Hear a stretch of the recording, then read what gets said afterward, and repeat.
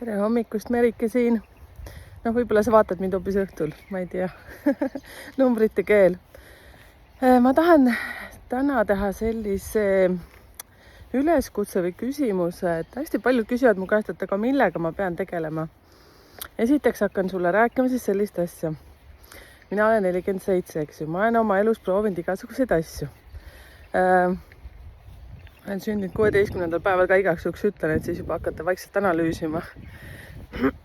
Kõigepealt ütlen seda, et elu muutub, elu on muutumises. Me vahetame elukohti. Et see, et me vahepeal muudame oma ametid, on täitsa okei, minu arvates. Sellepärast, et sa ei saa ju praegu teha seda, saad ka muidugi, on ju, see, mis sa tegid 18-aastaselt. Seepärast, et meie mõtlemine, meie elukogemused, kõik asjad muutuvad. Teiseks tahan ütelda seda, tähendab, et läbi sellega, et me muudame vahepeal oma ameteid. Teiseks tahan ütelda seda, et siis, kui sa saad sellest lapsikusest, mis on lapsikus? Oota, ma kohe proovin natuke seletada, mida ma mõtlen selle all. See, et kui sa sõltud sellest, kes on su ümber, see lapsikus, et sa ei suuda iseseisvalt oma seisukohta nagu hoida. Ehk siis see, et sõbranna ütleb, et ei, see sulle ei sobi. Ema ütleb, et see sulle ei sobi. Isa ütleb, et sul on sellised käed nagu süldid, eks ju. Mida iganes. Ma umbes niimoodi lampi praegu ütlen. Aga see, et me sõltume kogu aeg teiste arvamustest. Nii, kolmandaks siis ma ütlen seda. Sina, kes sa mind kuulad, sul on tihti peale olnud tegelikult sees mingi väike karje. Ehk siis sinu väike sina ütleb kogu aeg, et tahaks hullult seda proovida. Aga siis sa ütled endale, see on nii hirmus. Ei, seda me kindlalt tegema ei hakka. Ja tegelikult uskuge mind, see ongi see asi, mida sa peaksid proovima. Ehk siis see, mis on kõige hirmsam, mina soovitaksin seda teha, sest mina olen enda elus nii palju asju jätnud tegemata sellepärast, et keegi ütleb, et see mulle ei sobi, niimoodi tüdrukud ei tee. Ja üleüldse see pole üldse pop ja populaarne, eks ju. Ma olen nii õhku täis. Jälle tuleb lennuk, Mis ma teen? Teeme vaikuse. Mul ei ole veel parajaid klappe selle jaoks. Laseme tal ära lennata. Tunnetame seda. Läheb, lendab.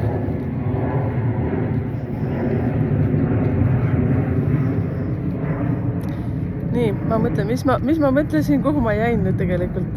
Lennuki peale läks mõtle ära. Lennukid ongi selle jaoks, et umbes, et rahune maha ära tuuseldasin nii palju. Nii, aga ma tegelikult tahan ütelda seda, et see, mis tundub, et on hirmus, siis minu meelest sellega peakski tegelema, suks lahti teha ja proovida. Siis üks asi, mis mina oma elukogemuses ütleksin seda, et kui palju asju me jätame tegemata, sellepärast, et keegi arvab hoopis teisiti. Ja siis, kui sa oled veel väikses külas, siis sa mõtled, et mis ma ikka vaata. Ema oli kolhoosis, mina olen ka sofoosis, on ju, enam ei ole neid aegu, eks ju. Et aga näiteks ema oli sekretär, on ju, minust läheb ka sekretär või siis ema oli muusik või isa oli muusik, siis ma olen ka muusik. That's it, valmis. Siis mina ütleksin niimoodi, tee oma selle sisekarje järgi. Mis sul nagu see sees ütleb, see sina. Siis on see, et katseta ja eksi kiiresti.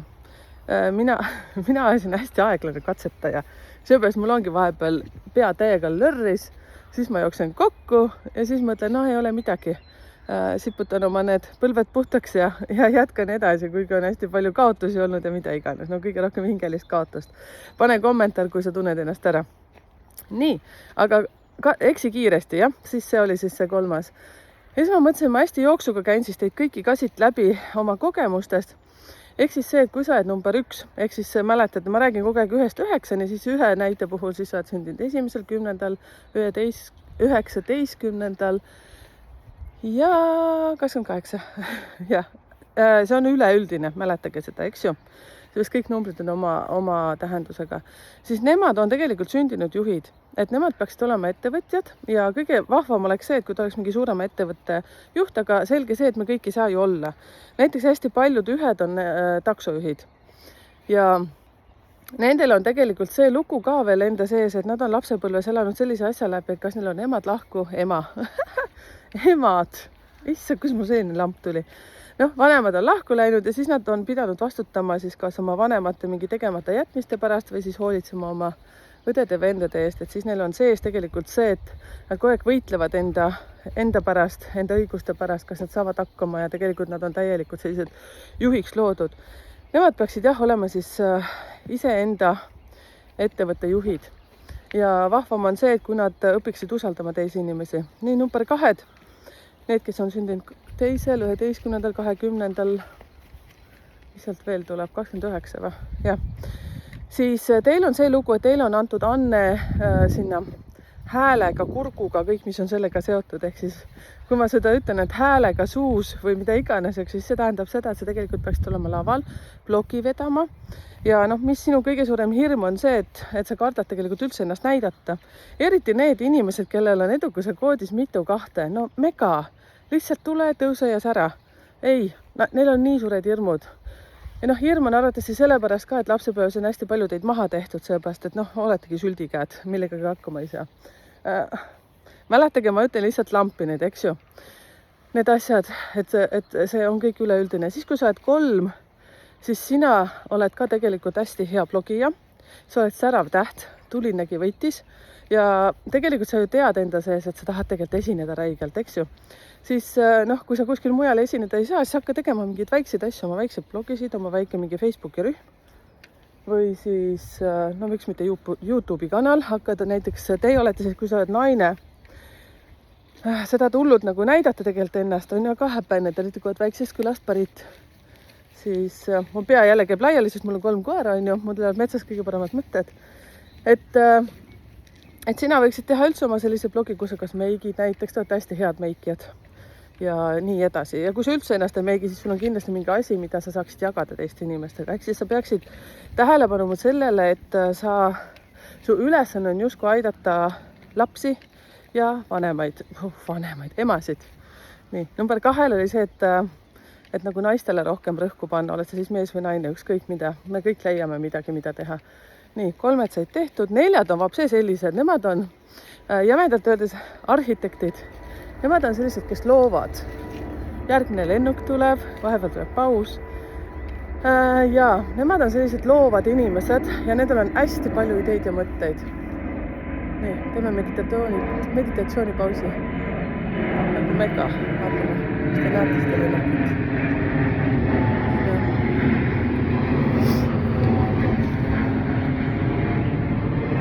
Mina ütleksin näiteks number 4 puhul üleüldse selline nagu isiklikum kogemus on see, et kuna teil on nii palju energiat, siis teie võiksite olla üldse ideede generaatorid. Kui te saaksite niimoodi kuidagi teha, ninasud jälle, saaksite niimoodi teha, et oma ideesid maha müüa, sellepärast, et teil on ideid palju, aga te ei jõua ise kõike ära teha. Näiteks mõndade numbritel üldse ideesid eriti ei jookse. Et siis mina ütleksin, et te võiksite sellega tegeleda. Ja teil on teid on hästi palju kiusatud muidugi lapsepõlves. Et teil on just see, kuna te olete sellised elektriänesed lihtsalt. Et nii nagu ma ütlen, et olete saanud rihma rohkem kui süüa. Aga suur austus teie vastu selles, et ma tunnen hästi palju selliseid, kes on sündinud 13. päeval. 22 muidugi selle puhul on jällegi natuke teistsugune tüüp, aga räägin siis üleüldiselt. Nii, number 5 tuleme teie juurde. Teie olete sellised inimesed, kellel meeldib hästi palju õppida ja teil on hästi hea anne antud selles suhtes, et te saaksite õpetada.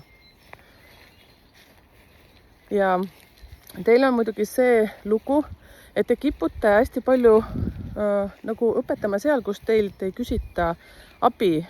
Et ütleme siis jämedalt öeldes targutama, eks ju.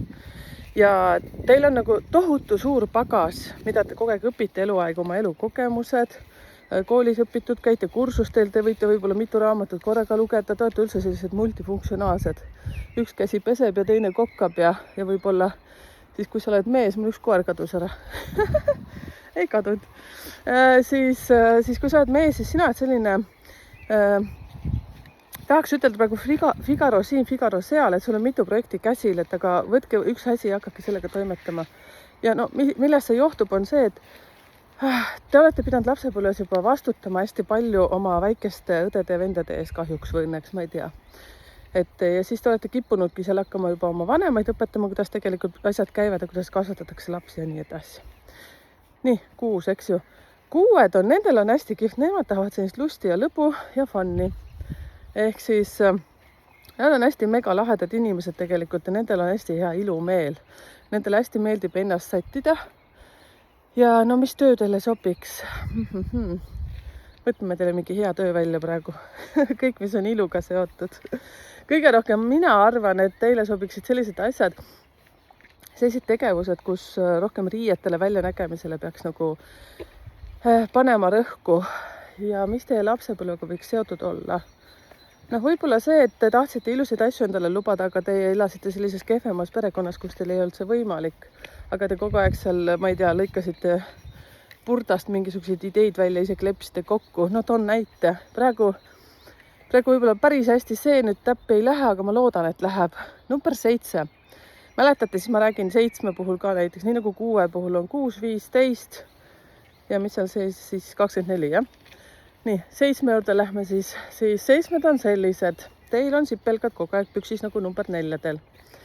Ja teie siis lapsepõlv ka arvatavasti ei olnud meellakkumine, seepärast, et teil võis olla ka see, et vanemad läksid lahku, te pidite hoolt kandma oma õdede-vendade eest ja üleüldse te tundsite, et te olete kogu aeg süüdi. Siis teil on see lugu, et number 7 oskab teha kvanthüppeid ja tema kõige rohkem kardab neid asju teha. Tema pigem hästi palju sõltub teiste inimeste arvamustest. Tegelikult kõik numbrid sõltuvad millegipärast, ma ei tea miks. Ja te peate lihtsalt, 7 puhul on kodeeritud sisse ka see, et te peaksite elukohta vahetama.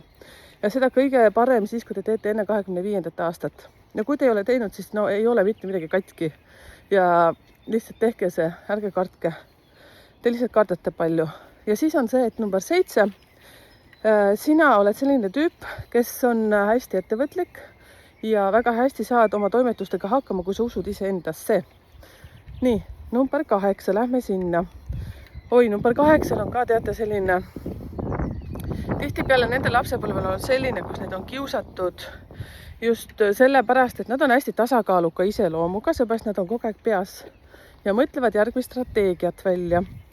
Ja siis nendega on see lugu, oota, mis ma mõtlen, et 8 on tegelikult raha ja karma number, siis teie peaksite analüüsima, mis on teie järgmised eluetapid või siis mingi tegevus, eks ju, mingi projekt ja siis hakkama lihtsalt tegutsema.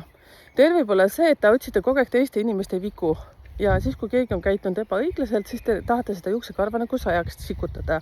Pigem hakake iseennast usaldama ja hakake toimetama, sest teil võib olla ka see lapsepõlve mõjutusvaated, kus teid on kiusatud, et umbes kui sa, tavaliselt 8 on hästi sellised, panevad Lego klotsi hästi rahulikult kokku, strateegiliselt ja siis, kui keegi tuleb mingi vend lihtsalt või õde, viskab selle kõik laiali, siis mõtledki, et jaha, okei, hakkan otsast peale.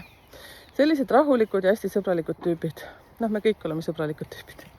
Number 9. Vaata, ütlesin 8. Ja 8 peaks tegelikult oma ettevõtte tegema. Noh, kõik peaksid me olema siin ärimehed, ütleme niimoodi, tegelikult ei pea. Number 8 tegelikult sina oled hästi selline kohusetundlik, ma veel ei lähe 9 juurde vaata, et number 8 on hästi kohusetundlik, et kui sina oled kuskil ettevõtte, siis ma ütlen, et see ettevõte lihtsalt tõuseb. Aga kus sina hakkad ennast ebamugavalt tundma, siis kui sina oled tavaline lihttööline, sul on annet rohkem kui see, et sa teeksid mingit liinitööd. Liinitööle sina üldse minna ei tohiks tegelikult, kui oleks võimalik. Siis jah, soovitan enda ettevõtet teha. Tee kas või kõrvalt, kui sa oled kuskil liinitööline või siis lihtsalt tavaline tööline, tee kõrvalt veel mingi väike pusiness. Kui sa näed, et see hakkab nagu minema.